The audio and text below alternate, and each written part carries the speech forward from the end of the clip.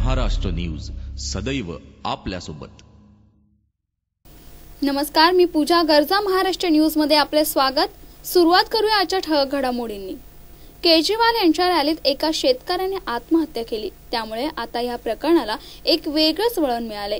केजरीवाल यांनी आता असे म्हटले आहे की व्यासपीठावरून भाषण सुरू असणं निश्चितच चुकीचं होतं।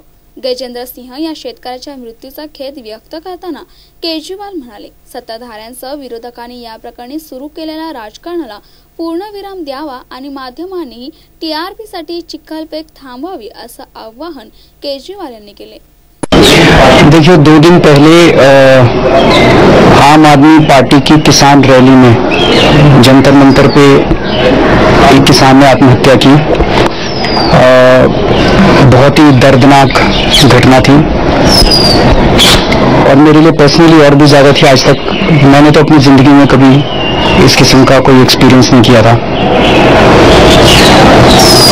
मैं जो कुछ प्रश्न उठाए जा रहे हैं उसके बारे में जवाब देना चाहता हूँ। 1 घंटे का भाषण देना था, मैंने शायद 10-15 मिनट अपनी बात समेटने की कोशिश की। मुझे लगता है हाँ, ये मेरी गलती थी, शायद मुझे नहीं बोलना चाहिए था उस टाइम, लेकिन उस टाइम ये बात नहीं सूझी। उसकी वजह से किसी की भी संवेदना को अगर ठेस पहुंची, मैं उसके लिए माफी मांगता हूं। पुलिस अपनी जांच कर रही है, मजिस्ट्रेट अपनी जांच कर रहा है। कोई भी दोषी है उसको फांसी लटका दो, उसको सजा दे दो। जो दोषी है उसको सजा दे दो। लेकिन मेरी हाथ जोड़ के विनती है कि किसान इस देश के अंदर आत्महत्या कर रहे हैं, चर्चा को उसके ऊपर ले आओ। किसान क्यों आत्महत्या कर रहे हैं? ये हर 1 घंटे के बाद सूत्रों से, कभी इधर के सूत्रों से, कभी सरकारी सूत्रों से, पुलिस के सूत्रों से, होम गृह मंत्रालय के सूत्र फैलाने, ये जो नाटक चल रहा है पिछले 1-2 दिन से, ये ठीक नहीं है। काँग्रेस उपाध्यक्ष राहुल गांधी यांनी आज सकाळी केदारनाथचं दर्शन घेतले। उत्तराखंडच्या डोंगरदऱ्यातून तब्बल 18 किलोमीटरचा प्रवास राहुल गांधी यांनी पार केलाय।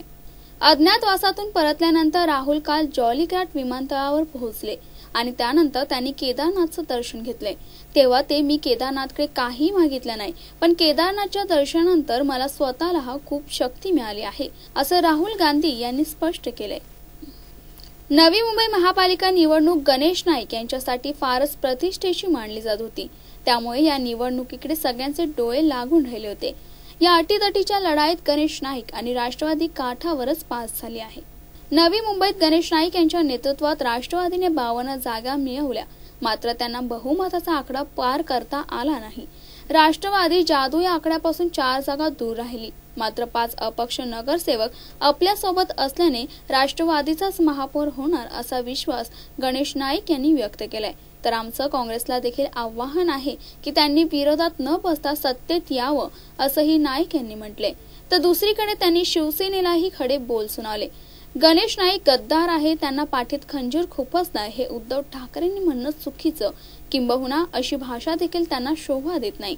मी शिवसेना का सोडली याचा इतिहास त्यांना चांगलाच माहितीये, त्यामुळे युतीने आता तरी पराभव मान्य करायला हवा, असं म्हणत राष्ट्रवादीचे नेते गणेश नाईक यांनी शिवसेना पक्षप्रमुख उद्धव ठाकरेंना सडेतोड उत्तर दिलं आहे। मास्टर ब्लास्टर सचिन तेंडुलकरने क्रीडा विश्वात आपले नाव रोशन केलं होतं। आता त्यांची कन्याही बॉलिवूडमध्ये एंट्री करणार आहे। मनोरमा ऑनलाईनच्या माहितीनुसार 18 वर्षीय सारा तेंडुलकर लवकरच बॉलिवूडमध्ये दिसण्याची शक्यता आहे। साराचा पहिला चित्रपट अभिनेता शाहिद कपूर याच्या सोबत असल्याचं म्हटलं जाते। सचिन तेंडुलकरने जेव्हा क्रिकेटमधून निवृत्त झाल्यानंतर त्याने एक पत्रकार परिषद घेतली होती, त्यावेळी सचिनला साराच्या बॉलिवूड एंट्रीबाबत प्रश्न विचारला गेला होता, मात्र सचिनने त्यावेळी स्पष्ट बोलण्यास नकार दिला। त्यामुळे सारा तेंडुलकर सिनेसृष्टीत एंट्री करण्याची शक्यता वाढली आहे। जमीन अधिग्रहण कायद्यामुळे शेतकऱ्यांच्या मनात भीती दाटली। आमच्या जमिनीचे भवितव्य काय, असा प्रश्न शेतकऱ्यांना पडलाय। शेतकऱ्यांसमोर गंभीर संकटे उभी असताना जमीन अधिग्रहण विधेयकासाठी सर्वपक्षीय प्रमुख नेत्यांनी केंद्रीय दळणवळण मंत्री नितीन गडकरी यांनी लिहिलेल्या पत्रात अत्यंत उद्धट भाषा वापरल्याची टीका माजी केंद्रीय मंत्री व राष्ट्रवादी काँग्रेसचे सर्वोच्च नेते शरद पवार यांनी केली। परिस्थिती गंभीर आहे, मात्र मी राजकीय लढाईच्या मनस्थितीत नाही। शेतकऱ्यांच्या हितासाठी सर्वांनी एकत्रितपणे काम करावे अशी भूमिका घेत पवार यांनी केंद्र सरकारला पाय जमिनीवर ठेवण्याचा सल्ला दिलाय. नैना आणि जयलक्ष्मी कुख्यात गुंड रवी पुजारी यांच्या दोन्ही सख्ख्या बहिणींना ठाणे अँटी करप्शनने चौकशीसाठी ताब्यात घेतलं होतं.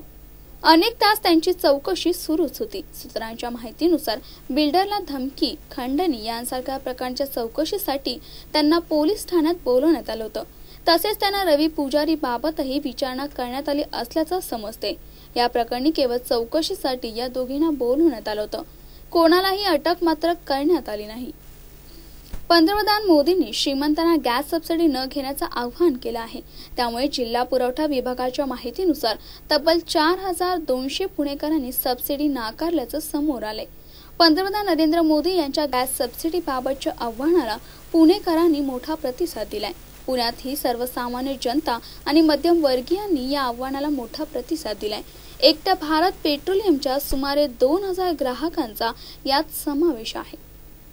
पोलिसांनी एका मॉडेलवर बलात्कार करून तिची रोख रक्कम दागिने लंपास केल्याची घटना मुंबईत गुरुवारी घडली. पीडित मॉडेलने गुरुवारी पोलीस आयुक्तांना SMS करून आपल्यावर पोलिसांनी बलात्कार केल्याची तक्रार करून मदतीची याचना केली होती. त्यानंतर आयुक्तांनी प्रत्यक्ष मॉडेलची तक्रार ऐकून घेत दोषी पोलिसांवर कारवाई करण्याचा आदेश दिले. त्यानुसार आयुक्तांनी पीडितेला पोलीस ठाण्यात बोलावून घेतले. त्यानंतर संबंधित पोलिसांवर कारवाई करण्याचे आदेश दिले. त्यानुसार MIDCतील या प्रकरणी 2 पोलीस अधिकारी, 1 महिला पोलिसांसह 6 जणांना अटक करून गुन्हा नोंदवण्यात आलाय. दिल्ली डेअरडेव्हिल्स विरुद्ध मुंबई इंडियन्स सामन्यात दिल्लीचा विजय झालाय. IPLच्या यंदाच्या पर्वात दिल्लीचा 6 सामन्यांमधला हा तिसरा विजय आहे. तर मुंबईचे 5 सामन्यात एकदाच विजय मिळवला आहे. दिल्ली डेअरडेव्हिल्स विरुद्ध मुंबई इंडियन्स सामन्यात मुंबईनं नाणेफेक जिंकून दिल्लीला पहिली फलंदाजी करण्याची संधी दिली. दिल्लीने मुंबईसमोर विजयासाठी 191 धावांचं मोठं लक्ष्य उभं केलं होतं. त्या लक्ष्याचा पाठलाग करताना मुंबईला 20 षटकात 9 बाद 153 धावांचीच मजल मारता आली. परंतु अखेर दिल्ली डेअरडेव्हिल्सनं बाजी मारली. मुंबई इंडियन्सचा 37 धावांनी पराभव केलाय. तुर्तास वेळ झाली आहे इथेच थांबण्याची. तुम्ही कुठेही जाऊ नका. पाहत राहा गर्जा महाराष्ट्र न्यूज, सदैव आपल्यासोबत.